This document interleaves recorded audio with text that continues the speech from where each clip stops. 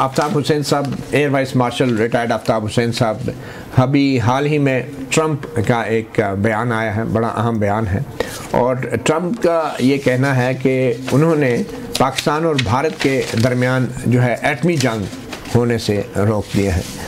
आपके ख्याल में अमेरिकी सदर जब ये बात कर रहा है तो इसकी क्या बुनियाद हो सकती है? क्या वाकई ऐसे कोई हालात पैदा हो गए थे पाकिस्तान और भारत के दरमियान इस झड़प के दौरान कि जिसमें एटमी जंग भी हो सकती थी?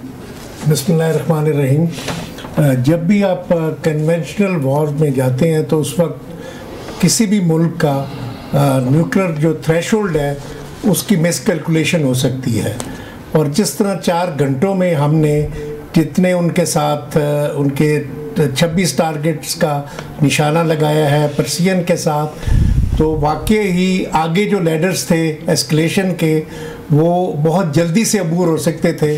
और भारत जिसको इतनी मार पड़ी है कि 1962 के बाद चाइना के जो उसको धुलाई हुई थी, ये उसके बाद ये सबसे बड़ी धुलाई है, तो उसमें मुमकिन था कि वो रिजॉर्ट कर जाता न्यूक्लियर वेपन की तरफ। पाकिस्तान एक जोग्राफियाई एतबार से एक छोटा मुल्क है, और ये खबरें भी गर्म थी कि पाकिस्तान में भी नेशनल कमांड अथॉरिटी का इजलास बुलाया गया है। तो आपके ख्याल में ये प्रेशर जो था भारत पे था एटमी हथियार इस्तेमाल करने का? क्योंकि भारत की तो बज़ाहिर ये पॉलिसी है नो फर्स्ट यूज़, यानी पहले एटमी हथियार इस्तेमाल ना करने की पॉलिसी है। पाकिस्तान की ऐसी कोई पॉलिसी नहीं है, पाकिस्तान ने ऑप्शन ओपन रखा हुआ है फर्स्ट यूज़ का। तो ज़्यादा प्रेशर किसके ऊपर था आपके ख्याल में, भारत पे या पाकिस्तान पे एटमी हथियारों के इस्तेमाल का? मेरा ख्याल है जितनी इसकी हुई है कुटाई भारत की, आई थिंक भारत के ऊपर प्रेशर था, बिकॉज ना भारत ने ये कंसीव किया था, ना दुनिया की जो बड़ी ताकतें हैं उन्होंने कंसीव किया था कि पाकिस्तान की आर्म फोर्सेस इतनी बहादुरी से और इतने इफेक्ट बेस्ड और पर्सियन के साथ ये फतह हासिल करेंगे। तो इसमें मेरा ख्याल है भारत की तरफ ज़्यादा ख़तरा था वेपन यूज़ करने का। आज भारतीय वज़ीर आज़म ने तो बड़ा आज कहा कि ऑपरेशन सिंदूर अभी जारी हैं और अभी कुछ देर के लिए रुका है, जबकि पाकिस्तान के फ़ौजी तर्जुमान का बयान आ गया है कि ऑपरेशन बनियानुल मरसूस जो है वो मुकम्मल हो चुका है, उसको कंक्लूड कर दिया गया है। तो आपको क्या लगता है, कोई हमारी हिकमत अमली बदल गई है या? ये जी मेरे अपने ख्याल में हमें बिल्कुल मोदी के ऊपर ट्रस्ट नहीं करना चाहिए।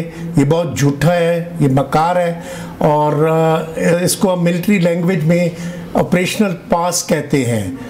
पास कहते हैं जिसमें रीग्रुपिंग हो सकती है, असेसमेंट हो सकती है। तो हमारे जो गार्ड्स हैं, हमारी जो ऑपरेशनल रेडीनेस है, उसमें बिल्कुल कमी नहीं आनी चाहिए, at least for next 2 to 3 weeks. ठीक है। अच्छा, major general retired Tarak Rashid Khan sahab, आपके ख्याल में क्या हमें अपना ऑपरेशन बनियानुल मरसूस जो है वो ख़त्म करने का ऐलान करना चाहिए था या अभी इंतज़ार करना चाहिए था? देखिए, इसमें जो भी हमारा अभी जो कॉन्फ्लिक्ट अभी जो वॉर हुई है इंडिया के साथ, इसमें पाकिस्तान ने जो कुछ कहा वो करके दिखाया। हमने उन्हें कहा कि अगर आप अटैक करेंगे तो हम उसका आपको जवाब देंगे, हम हमले में पहल नहीं करेंगे। और जब उन्होंने हमला किया तो जवाब पूरी दुनिया ने देखा कि 6 जहाज़ गिरा दिए और उन्हें मुंह की खानी पड़ी और पूरा उनका कम्युनिकेशन सिस्टम जैम कर दिया। उन्होंने फिर हमारे पे अपने ड्रोन से हमला कर दिया। फिर जब हमने हमले किए तो फिर उन्हें समझ नहीं आई, और जब पाकिस्तान ने अपनी फायर पावर दिखाई, 2 के शॉर्ट रेंज मिसाइल फायर किए गए। अभी मीडियम रेंज और जो थे लॉन्ग रेंज वो फायर नहीं किए गए। तो इसी से उनकी जो है बर्दाश्त निकल गई और पैरों पे आ गए, और साथ उनका कम्युनिकेशन सारा जैम कर दिया और साइट्स हैक कर ली। 13 मिनिस्ट्री की साइट हाइड कर दी, 70% उनका बिजली का सिस्टम उसको ख़त्म कर दिया। और ये ब्राह्मूस की जो स्टोरेज साइट थी ऑपरेशन आदमपुर, उसको डिस्ट्रॉय कर दिया। और फिर नगरोटा में जहाँ स्टोर किए हुए थे उनको डिस्ट्रॉय किया हमने। तो पाकिस्तान ने जो कहा वो करके दिखाया।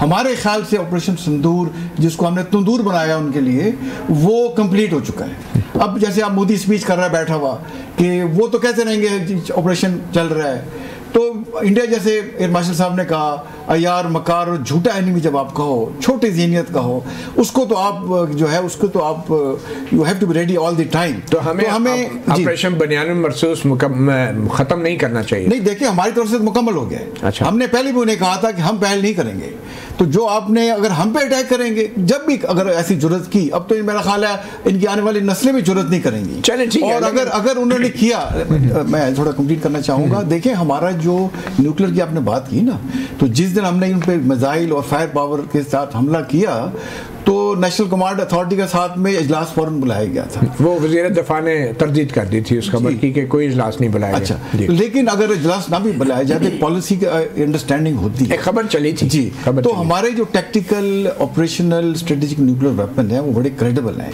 तो हमने किस लिए रखा हुआ है? हमने अपने दुश्मन इंडिया के लिए रखा हुआ है। तो इंडिया अगर हमारे बॉर्डर फिजिकली क्रॉस करता तो ये हमें शायद हम ये ऑप्शन एक्सरसाइज करते नहीं, लेकिन फिजिकली क्रॉस के लिए तो हमारे पास फोर्सेस हैं, हम वैसे तो भी लड़ाई मैं वैसे बात से बात कर रहा हूँ ना, एक हाथ से बात बड़े अफवाज हैं, तरबियत याफ्ता अफवाज हैं, बिल्कुल है। तो सिर्फ बॉर्डर क्रॉस करने ये डेटरेंस है ना। अच्छा, ये डेटरेंस है। देखिए हमें आपकी एटमी हथियार इस्तेमाल करने की रेड लाइन ये है कि भारत ने अगर बॉर्डर क्रॉस किया तो आप समझते हैं कि एटमी हथियार इस्तेमाल करना। मैं देखिए हमारे पर ये ऑप्शन रहती है। अच्छा, अगर हम पे वो एक चढ़ दौड़े एक बड़े ऑफेंस में, ऑल आउट वॉर में, और हमारी सॉवरेनिटी अंडरमाइन करें, तो हमें कोई झिझक नहीं होनी चाहिए। अच्छा, आप ये बताएं, अभी जारियत तो जारी है ना अभी, क्योंकि पानी तो सस्पेंड किया हुआ है इंडस वाटर ट्रीटी। देखिए अभी जारियत जारी है। अब बात सुने, मोदी आप स्पीच सुने क्या कह रहे हैं कि हमने दहशतगर्दों के ठिकानों को अंगेज कर दिया, हमने वहां पे जो फैक्ट्री थी दहशतगर्दों की तबाह कर दी।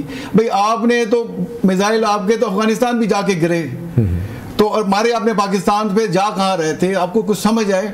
पाकिस्तान ने उन्हें हैंड्स डाउन, उन्हें ऐसी इबरतनाक शिकस्त दी है कि अगर उनमें जरा भी शर्म आया हो तो देखिए ऐसी उनको शिकस्त पूरी हिस्ट्री में नहीं मिली, आज तक नहीं। लेकिन मेरा सवाल यह है कि जो इंडस वाटर ट्रीटी को सस्पेंड किया है यकतरफा तौर पे यूनिलैटरली, ये अभी जारियत तो जारी है, बिल्कुल जारी है। तो फिर ये ऑपरेशन बनियान मरसूस को क्या हमें खत्म करना चाहिए? देखें वो बयान की हद तक तो किया हुआ है ना, मेरे साथ डीजे में बात भी कर रहे हैं, आज बात भी कर ली ना, और साथ क्या कहा कि जी कोई फायरिंग आपस में एक्सचेंज मत कर रहे हैं, कोई ड्रोन ना मारें, सिविलियन पे अटैक ना करें। तो ये कहते कुछ है करते कुछ है। और ये कहने को जैसे इन्होंने देखे ना शिमला माहिदा को भी कहा कि हम नहीं मानते, या इसको इंडस वाटर ट्रीटी को नहीं मानते। भी आपके मानने से क्या होता है? आप तो यूएन की रेजोल्यूशन को नहीं मानते। तो इनकी हरकतों की वजह से दुनिया आज पाकिस्तान के साथ खड़ी हुई है, ये इंटरनली भी और इंटरनेशनली बिल्कुल तनाव हो चुके हैं। चलें ठीक है। एम्बेसडर जनाब गुलाम रसूल बलोच साहब, आज जो भारतीय वज़ीर आज़म ने तकरीर की है उससे तो ये तासुर मिलता है कि अभी उनका ऑपरेशन संदूर जारी है, ख़त्म नहीं हुआ। जारी से मुराद ये कि कुछ देर के लिए मुअत्तल हुआ है, सस्पेंड हुआ है, जो तकरीर से ये तासुर मिला है। तो आप क्या कहते हैं कि पाकिस्तान की तरफ से अब ये जो ऐलान किया गया है कि हमारा जो ऑपरेशन बनियानुल मरसूस है वो ख़त्म कर दिया गया है या उसकी तकमील हो गई है, कैसे देखते हैं आप पाकिस्तान के इस फैसले को?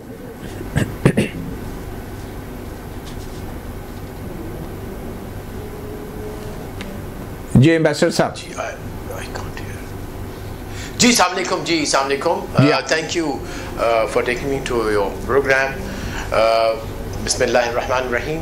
पहले तो अल्लाह का बड़ा करम और उसके हुजूर हम सर बसवजूद है कि अल्लाह ताला ने हमें ये इनिशियल कामयाबी दी और पाकिस्तान की पूरी कौम, पाकिस्तान के अफवाज सरखुरू हुई, बहादुरी का मुजाहरा किया, ज़हानत का मुजाहरा किया, प्रोफेशनलिज्म का मुजाहरा किया।